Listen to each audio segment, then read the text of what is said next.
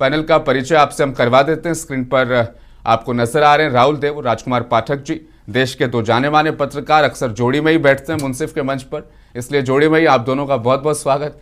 शिवाजी सरकार साहब भी चर्चा का हिस्सा बने। 4 दशकों तक देश में पत्रकारिता के फर्ज को ईमानदारी से निभाने वाले शिवाजी सरकार साहब, बहुत बहुत इस्तकबाल, स्वागत आपका भी। और पैनल में ज़किया खान कुछ ही देर में चर्चा का हिस्सा बन जाएगी, उनका स्वागत भी हम करेंगे। बतौर एजुकेशनिस्ट, बतौर सोशल एक्टिविस्ट वो इस चर्चा का हिस्सा बनेगी। चर्चा का आगाज राहुल देव जी आपसे मैं करने जा रहा हूं।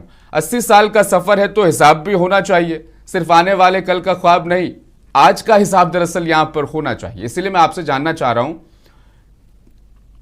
देश में जो कुछ फिलहाल चल रहा है, जिस जगह पर हम पहुंचे हुए हैं, क्या यहां से 2047 के उस विकसित भारत की तरफ हम बढ़ रहे हैं जिसकी तस्वीर हमें बार बार दिखाई जा रही है, या फिर आज की हकीकत कुछ और कहानी कह रही है?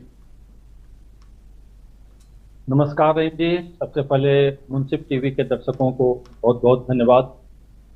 जहां तक पीएम मोदी की स्पीच का सवाल है और उन्होंने जो लोगों को दिवा स्वप्न या जो भी बताए हैं लाल किले के प्राचीर से कि 2047 तक भारत विकास की विकसित भारत बन जाएगा, तो मेरा यह कहना है कि अभी की जो स्थिति है, यानी 12 साल एनडीए का, या जिसमें बीजेपी सबसे लीड पार्टी के रूप में काम की, और 12 साल किसी भी पार्टी के लिए या किसी भी गठबंधन के लिए बहुत कम समय नहीं होता है।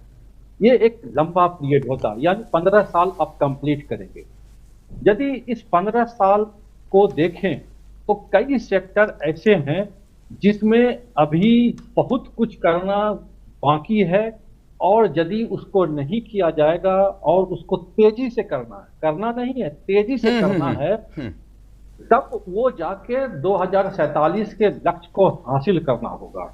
नीति आयोग का कहना है कि जीडीपी 7% होना चाहिए विकास का, लेकिन जीडीपी सब 7% बना करके आप विकास नहीं कर सकते हैं जब तक प्रति व्यक्ति आय लोगों को बढ़ा नहीं होगा, लोगों को बढ़ेगा नहीं, तब तक विकास की सारी गाथा, विकास के सारे फॉर्मूले बेमानी है।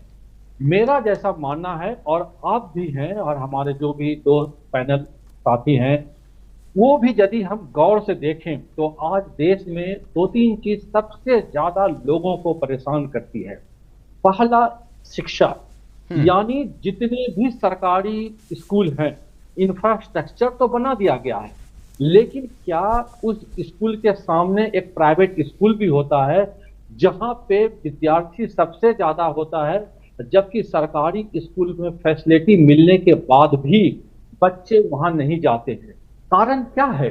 आज से 30 साल पहले जितने भी लोग थे, जितने भी आईएएस है, जितने भी, सभी गांव के स्कूल से ही पढ़े हुए हैं। हमारे जो एक पैनल साथ में हैं, वो भी शिवाजी साहब, वो भी हमको लगता है किसी गांव से पढ़े हुए होंगे। उस समय शायद ही कोई सरकारी के अलावा कोई प्राइवेट स्कूल हुआ करता था। यानी उस समय ये मानते थे कि प्राइवेट स्कूल नहीं थी, और सरकारी स्कूल की क्वालिटी भी इतनी अच्छी थी कि आज उसके जो बनाए हुए बच्चे हैं अच्छे अच्छे पोस्ट पे बैठे हुए हैं, कई तो रिटायर कर गए हैं। लेकिन आज यदि देखिए तो ये पूरा सीन चेंज हो चुका है। प्राइवेट स्कूल में इतने फी हैं, प्राइवेट कॉलेज में इतने फीस हैं कि एक साधारण परिवार अपने बच्चों को पढ़ाई के बारे में सोच भी नहीं सकता है। दूसरा एक कारण है, अगर पढ़ाई हो गया तो रोजगार कहाँ जाएगा भाई? रोजगार तो करना चाहिए ना। यदि आप कहेंगे कि सिर्फ पढ़ा देना ही ये विकसित भारत है या विकास की मापदंड है, तो ये मैं उचित नहीं मानता हूं।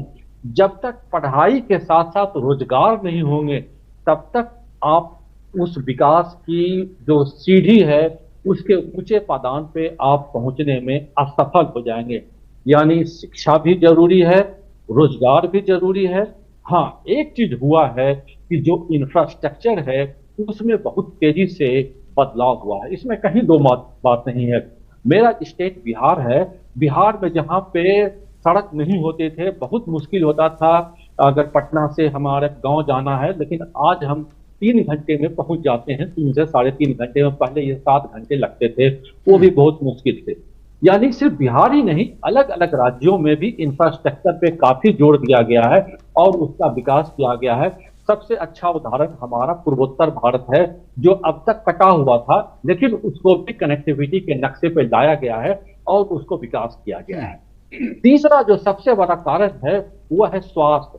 आज यदि कोई व्यक्ति बीमार पड़ जाता है तो सरकारी अस्पताल में जाने के बजाय वो प्राइवेट अस्पताल जाने की कोशिश करता है और उसके चक्कर में आप भी जानते हैं कि प्राइवेट अस्पताल में एक बार चले गए तो वो 5 सितारा होटल जो अस्पताल के रूप में है वो आपके पूरे फंड को उड़ा देंगे। इसलिए कई जो लोग हैं, आजकल इंश्योरेंस बढ़ गया है, हेल्थ इंश्योरेंस, जैसे ही अस्पताल में जाते हैं पहला सवाल होता है कि इंश्योरेंस है या नहीं है, है तो ठीक है चले लाइए कार्ड। यानी कहने का अर्थ है कि स्वास्थ्य भी आपका सबसे बड़ा सेक्टर है, गरीब सबसे बड़ा सेक्टर है। हाँ, सरकार ने इसके लिए आयुष्मान भारत कार्ड लाया है कि 5 लाख तक देंगे, लेकिन कई वो बहुत नाकाफी है मेरा विचार से। यानी 2-3 सेक्टर ऐसे हैं, यदि उस पर फोकस नहीं किया जाएगा तो हम विकसित भारत की कल्पना 2047 तक करना असंभव मानते हैं, मेरा ऐसा मानना है। राहुल देव जी, एक हडल जो मुझे नजर आ रहा है ना विकसित भारत 2047 में, वो ये कि हम अग्रेसिव हो जाते हैं पॉलिटिकल आइडियोलॉजी को लेकर। 2023 में वर्ल्ड कप का फाइनल भारत हारा था ऑस्ट्रेलिया से। क्यों हारा? क्योंकि हमने अच्छा परफॉर्म नहीं किया। अगर हर पार्टी का फैन समर्थक ये सोच ले कि अच्छा परफॉर्म नहीं करेगा वो हारेगा दरअसल, लेकिन हमने तो यहाँ धर्म तक दाखिल होने की इजाजत पॉलिटिक्स को दे दिया ना, फिर ऐसे में फिर दिक्कत बड़ी है। नहीं, सही है कि जब राजनीति में धर्म आ जाए तो थोड़ा सा मुश्किल हो जाता है, क्योंकि हम लोग मानते हैं कि धर्म एक अफीम है।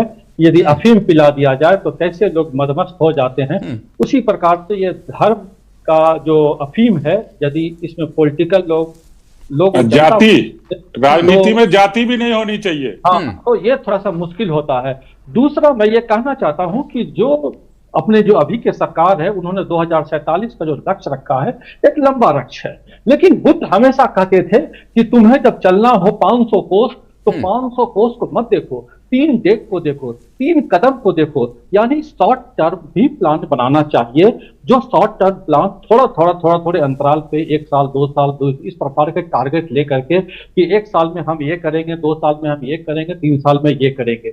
यानी छोटे टारगेट भी आपको लेने पड़ेंगे, तब आप जाके बड़े टारगेट आप पूरा कर सकते हैं। लेकिन सीधे आप बड़े टारगेट ले लेते हैं तो उसमें से फेल होने की संभावना 99% हो जाती है, क्योंकि उस लंबे अंतराल में कई सरकार हो सकता है बदल जाए, कई सरकार कुछ और हो जाए, तो इस प्रकार से आपका जो टारगेट है वो अचीव नहीं होगा। इसलिए शॉर्ट टर्म प्लानिंग हमेशा करना चाहिए।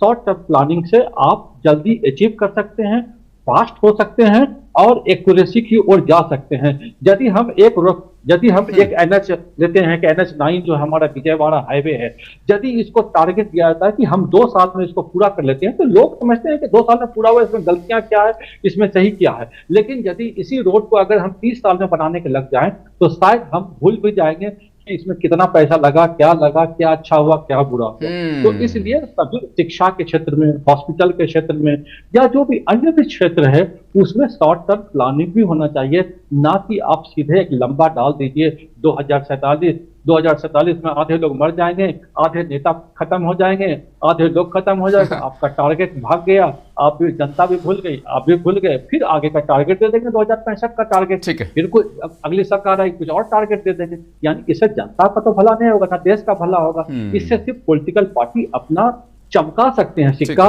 लोगों को उलझा सकते हैं, हिप्नोटाइज कर सकते हैं, लेकिन ये हिप्नोटाइज देश और जनता के लिए तो दुखदाई ही है, मेरा ऐसा मानना है। बहुत बहुत शुक्रिया, समय होता है और बातचीत करते बहुत